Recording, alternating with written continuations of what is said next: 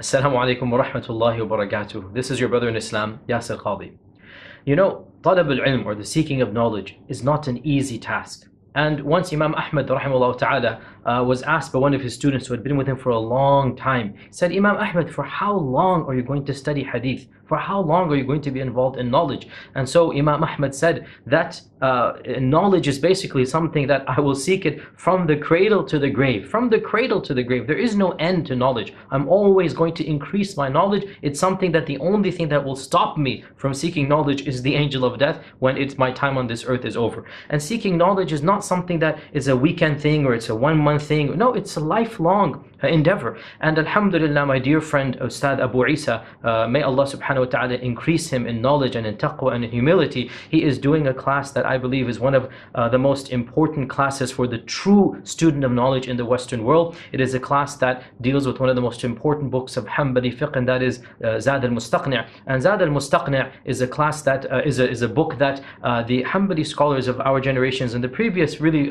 few hundred years have considered to be the standard reference for the intermediate really student of knowledge. It can be explained at a basic level, it can be explained at an intermediate level. And my own Shaykh ibn Uthaymin rahimahullah ta'ala, he would always teach this book. He taught this book so many times, over and over. When he finished it, he would start all over again. And Allah subhanahu wa ta'ala blessed me to actually attend portions of Zād'l-Mustaqni, which are printed these days, al-Sharḥ'l-Mumti. That is the beautiful explanation of Zād'l-Mustaqni. Allah blessed me to attend 1 month long, the very last year, the very last summer of the life of Shaykh ibn Uthaymin, to attend this, and I found it to be extremely beneficial. And I know that Ustad Abu Eesa is primarily using Shaykh ibn Uthaymin's Sharh of Zād'l-Mustaqni, and I know that each and every one of you has benefited immensely from this text, from the explanation from Ustad Abu Eesa. And I know many of you have been entertained by his humor, by his tangents and whatnot, and I want to give you a word of encouragement that persevere, persist, continue taking notes,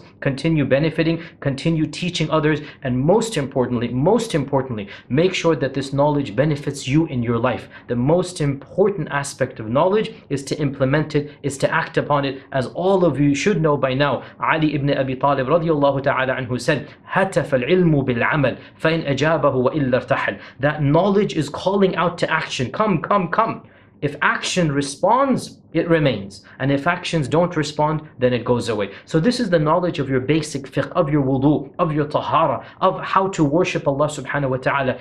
Every one of you had better see a marked improvement in their daily lives, in their rituals, in their routine. And if they're seeing this, then alhamdulillah, that is great. If not, then they should go back, recheck their intention, and then make sure that that knowledge is implemented. I want to wish every one of you that this knowledge, inshaAllah ta'ala, benefits you in this world so that you can benefit in the next. And make dua for your teachers, for your peers, for the Muslim ummah. Make dua that Allah subhanahu wa ta'ala brings about a revival. Brothers and sisters, there's so much going on in the world. I don't want to go into a political tangent right now. There's so much going on. What can you do? Be a better Muslim. How can you be a better Muslim? By learning your religion and practicing it. And it's these types of classes that allow you to do that. May Allah subhanahu wa ta'ala allow us always to be of those who benefit from any knowledge that we gain and spread it to others, as the great Prophet Yahya, may Allah subhanahu wa ta'ala exalt his ranks, and may Allah subhanahu wa ta'ala send his salawat upon him, as the great Prophet Yahya said, that وَجَعَلَنِي مُبَارَكًا أَيْنَمَا كُنْتَ, that Allah made me blessed wheresoever I am.